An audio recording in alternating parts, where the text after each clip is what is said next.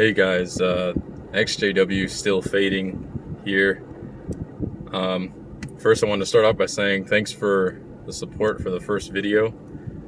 I'm pretty glad that a lot of people it was pretty receptive. A lot of people appreciated it.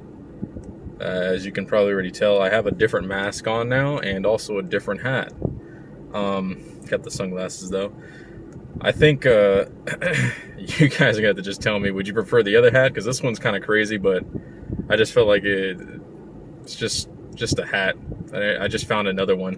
The other one was a little too warm, and I know this one seems like it's like even warmer, but for some reason this is not hot at all. I can't really describe it. It's interesting. And the mask beforehand, that was actually falling down and everything, so I thought it was just a better idea to get a completely different mask and everything like that. So the first video, some people asked me or one person asked me in the comments, I guess just some advice on fading. I really wish I had like some concrete advice, but I don't really have anything super concrete. I can only give you like, I don't know, some principles to kind of abide by. I probably would say one of the best things to do is just, if someone's contacting you from the hall, or your family's contacting you from the hall asking you why you're not coming or whatever it may be, I would respond to them in the beginning, and just tell them, like, I don't know, any type of excuse that you can come up with. Like as if you just needed to work on something, or you've just been really busy at work, a lot of schooling, whatever it may be. I mean, you just have to tailor it to yourself, just to kind of get people from asking you a whole bunch of questions, because after one question it's another question, and then it just keeps going on and on. And I mean, even though they may never be satisfied with the answers you're giving them, you could always just tell them too, like, no, I'm feeling fine, I'm doing all right, just a lot of stuff's been going on right now, I'm just kind of wading through the waters. And if they try to pry even further, you could just say, it's really personal stuff, I can't really go into deep into it, but I hope that you just kind of respect that, it's something I got to work through. And I mean, they honestly can't, I really don't think that they can really say anything else negative about you, or try to come up with something and make up some type of assumption, because that would reflect negatively on them, because they don't know what you're going through. And for them to automatically assume that you're like an apostate, or you're just trying to avoid coming to meetings, like, it just reflects negatively on them. It wouldn't look good for them to automatically think that. So I think that that's like one of the best things you could do. But once again, you have to tailor it to yourself and see what kind of works for you. I can give some advice basically from what I did. So about a year ago, what had happened with me, one of the things I started doing was, in the beginning, as I said, I stopped going out in service first. And then slowly but surely, I just slightly just creeped out from going to the meetings. The way I was able to do that was, some Sundays I would just leave kind of early. Once they start the watchtower and everything, I would just go ahead and just be like, okay, I'll stay till like paragraph 5, and then I'm just gonna go ahead and dip on out. And a couple times I did that. Some people started noticing. And they're like, hey, is everything okay? And like I said prior in the beginning of this video, I mean, you just got to keep telling them, like, yeah, just work us through some stuff, blah, blah, blah, whatever it may be. Just kind of like try to get them off your back. And I know it just seems like it's best to just jump in head first and just be like, you know what, I'm done with all this. But it just all goes down to, it just kind of comes down to, how willing are you to go through this process?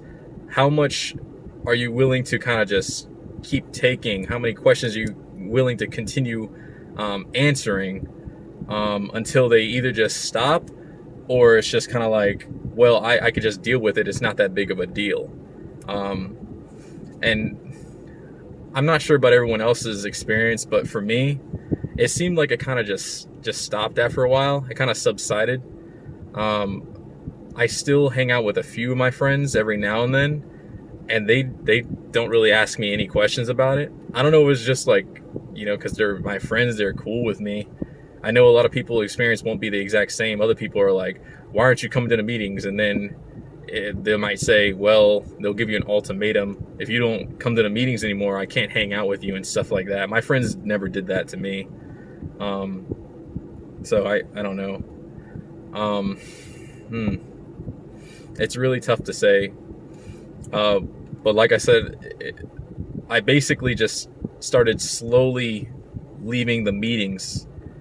And then over time, one day I just wouldn't show up out of the week when there was, there's 2 meetings. I would show up for only one of the meetings. And then another week I'd show up for the meeting, but then only stay for half and then leave. And that just kind of continued on. I got asked questions a couple times and it was fine. I just dealt with it accordingly, and it seemed like it got a little bit better. As I'm making these videos now, I realized there's some type of risk associated with this, but I felt like maybe I could help some other people out that are going through the same thing. And who knows, someone else might start a YouTube channel doing the same thing I'm doing, and they probably might feel comfortable doing that and talking in front of the camera. I mean, cover your face. Like, I know this seems very extreme, but man, like, if you're in a position to where you're like living at home, or if you are in a position to where you kind of rely on your family heavily and your friends, like they're your lifeline and you can't really function well without them, like, I would say if your options are you stay there and kind of deal with a little bit of answering the questions and stuff like that, versus being kind of homeless and having no food and no real shelter and stuff like that, I would say just try to deal with it a little bit longer and work on something in the meantime so that you can create your own foundation, because it's very risky to just go out in the world and this sounds really Jehovah Witnessy. It's very risky to go out in the world by yourself with nobody to kind of rely on, and then you're starting at literally zero. You have no home. It can cause you more harm and trouble than it's worth. And this also touches on another point with witnesses, and why disfellowshipping never works. Honestly, you have a young kid that hasn't really stepped foot into the world, and then you kick them out of the house because they don't want to be a part of the religion anymore after finding out some actual facts with historians and with what the Bible says, and you expect them to be able to survive like fine. Well, that's not the case. They'll most likely find themselves around people who are similar to them and like similar in their age group. And if they're only like 18, I mean, 18-year-olds, they're not fully competent all the time, not everybody. So they may get themselves into trouble. They may do things that's not really wise. They may make really rash decisions, and when stuff like that happens, you have to pay the consequences. So essentially, witnesses kick out young kids. They let them fend for themselves without any type of guidance. The young kids can never call their parents for assistance for things. They don't have any financial lifeline. They don't have a strong foundation. And they expect them to be able to survive. Well, I can tell you why a lot of people who get disfellowshipped end up like, man, sometimes there's horror stories. Some people get disfellowshipped and they find themselves in some really rough situations, like a mate that abuses them. They may get into drugs. They probably end up, having children here and there and stuff like that. And it's not good to be put in that situation, and people suffer because of it. And it's not like I can say, oh, it's all their fault. It's not their fault. They were put in that situation on purpose, because the way the organization is, it's like, well, if you don't want to stay here, then go out and see how it is out there, and we're not going to assist you before you go out there. We're basically feeding you to the wolves so that we can make an example out of you and say, see what happened when they went out in the world, they did all these things. And then the thing about it is they completely ignore all the other good examples of people who left the witnesses that actually did fine. There's a lot of people who left the witnesses and did fine as well, like completely fine. They went to college, they got an education, they have a family, they have their own house. They're good, they're great. And the funny thing about it is, I've heard too, where the parents of those people who went to college, they'll end up calling the child and being like, hey, when they get older, hey, do you think you could help us out with like money problems or whatever it may be? And the children, being as kind as they are, even though their parents pretty much disown them and haven't really talked to them, they'll help them out. Now that's true unconditional love. That's true unconditional love. Man, that's stuff like that really just kind of like, wow, I cannot believe that the organization encourages that type of behavior and allows that stuff to happen.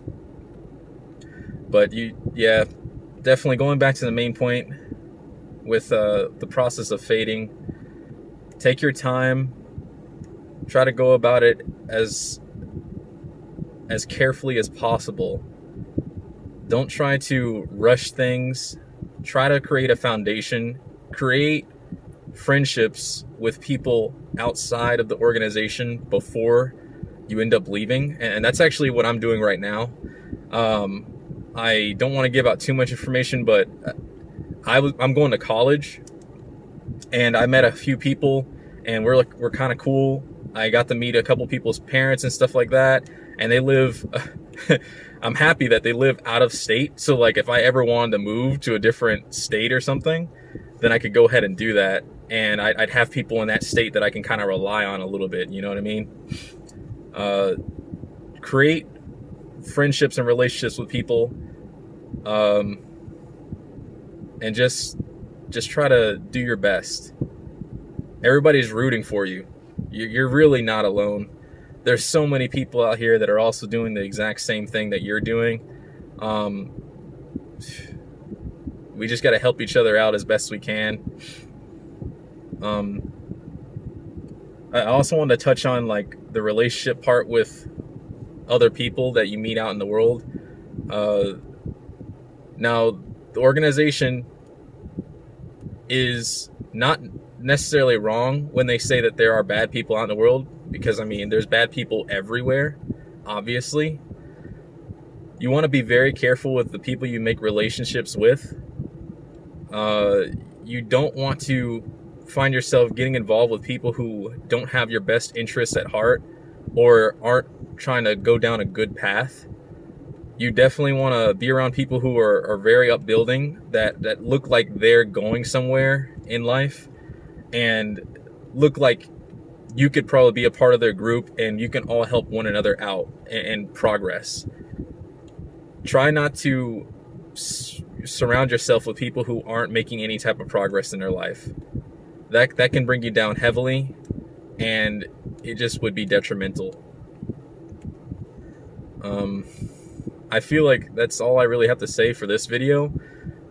Thanks again for all the comments. It's amazing. I made this video, the first video, thinking, oh, I don't think anyone's going to really respond or say anything. I was even thinking like maybe people won't even find the video. There's so many ExJW videos out there, but you guys found it. Thank you so much for coming by. I saw now people had subscribed and everything too, and I'm shocked. I'm literally shocked. I really appreciate the support.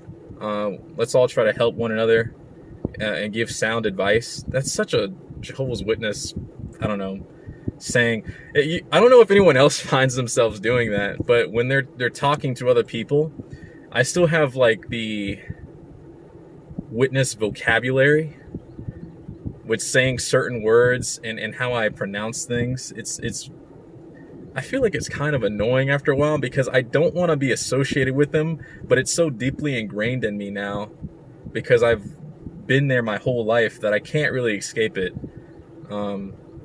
But yeah, thank you so much. I really appreciate it, guys. If you have any questions or have any ideas for another video, go ahead and shoot it down in the comments. I look at the comments. I try to respond to everybody as best I can.